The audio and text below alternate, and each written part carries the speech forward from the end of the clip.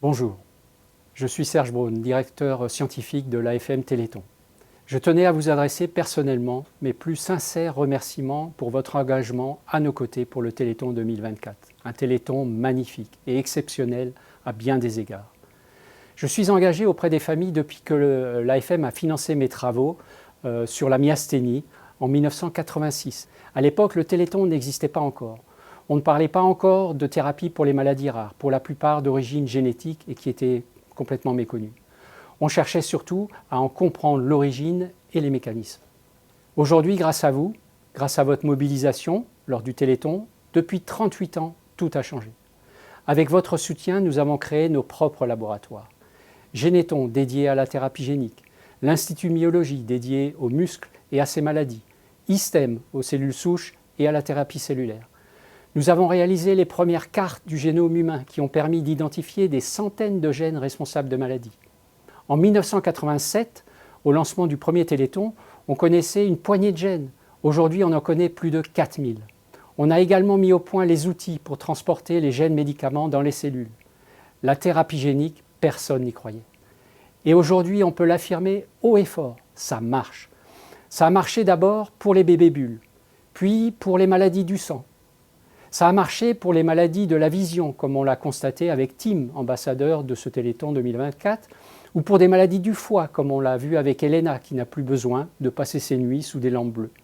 Et ça marche aussi pour les maladies du muscle. Plus de 4000 enfants dans le monde atteints d'amyotrophie spinale ont bénéficié d'une thérapie génique qui leur a sauvé la vie, comme les jumelles Milan et Marley, qui étaient sur les affiches du Téléthon 2024. Pour la myopathie myotubulaire, les résultats sont aussi très positifs. Jules était prisonnier de son corps et ne pouvait même pas respirer sans machine. Et ses progrès ne cessent de nous surprendre depuis son traitement de thérapie génique. Il vit désormais comme n'importe quel autre enfant. Des traitements innovants issus de la recherche menée dans notre laboratoire Généthon par des chercheurs comme Anna Buchbello. Non, pour moi, c'est une dame qui cherche.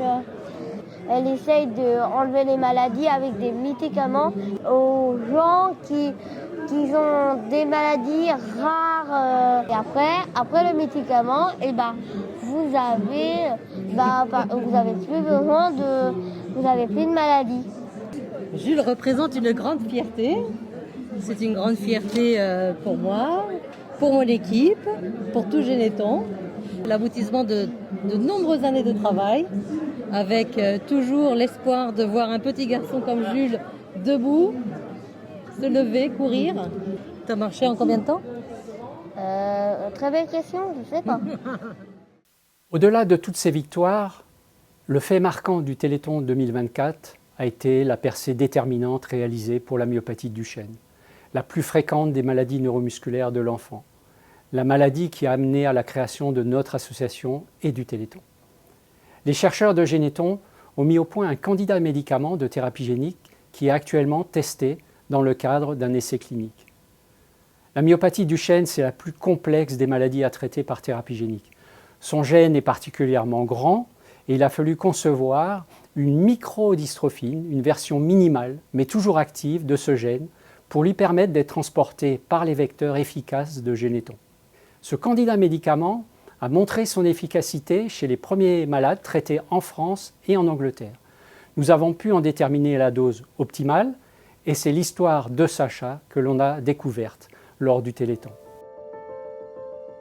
Regarde, on va mettre le pantalon, les chaussettes, on termine juste par les bras et après on arrête. C'est quand qu'elle se réveille Bientôt. Sacha est né le 29 août 2016.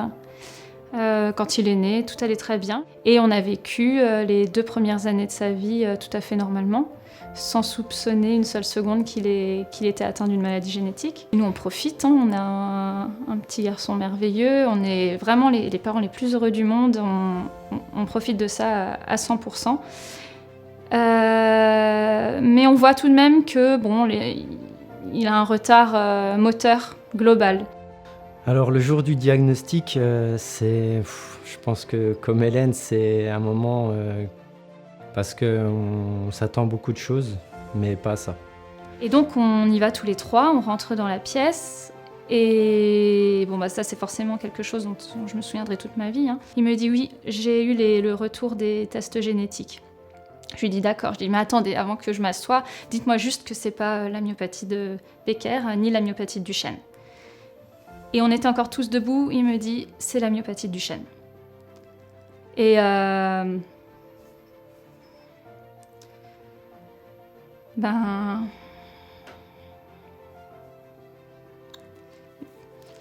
Et là, c'est un uppercut en plein visage. Je savais que c'était une maladie très grave et qu'il n'y avait aucun traitement jusqu'à présent. Et pour nous, c'est... Je sais pas comment l'expliquer, on est anéantis. Le monde s'écroule autour de nous. Ça, je le souhaite vraiment à personne. C'est d'une violence extrême. La thérapie génique, c'est un espoir énorme. Le 14 novembre, on a été appelé. Le 7 décembre, il a eu son injection. C'est allé très vite. On y va confiant. On y croit. De toute manière, je crois en la recherche, je crois en l'avancée de la science. Dur comme fer. Il a eu cette injection le 7 décembre 2022.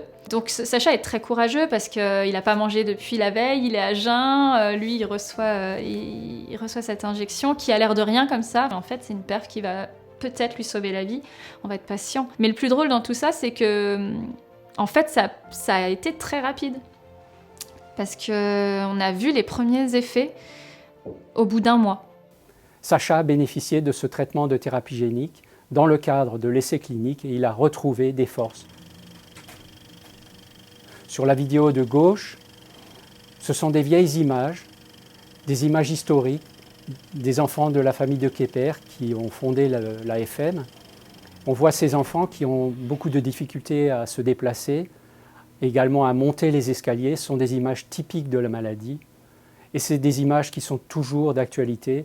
Aujourd'hui, les enfants au même âge ont les mêmes difficultés à se mouvoir. Et Sacha, qui a à peu près le même âge sur cette vidéo que les enfants sur la gauche, non seulement il monte les escaliers, mais il court montant les escaliers et descendant les escaliers comme un enfant de son âge qui n'a pas la maladie. Et ces résultats représentent des décennies de combat. Et c'est grâce à vous, à votre mobilisation sur le terrain, que je sais incroyable, que vous organisiez des courses sportives, des repas dansants, des défis fous et loufoques, comme le record du monde de la plus longue tarte flambée dans mon propre village. Vous contribuez à sauver des vies et à changer le monde. Ensemble, nous devons continuer, car ces premières victoires ont ouvert la voie et des milliers de familles attendent le traitement qui changera leur vie. Elles savent qu'elles peuvent compter sur vous. Alors, un immense merci à vous et je vous donne rendez-vous pour le Téléthon 2025.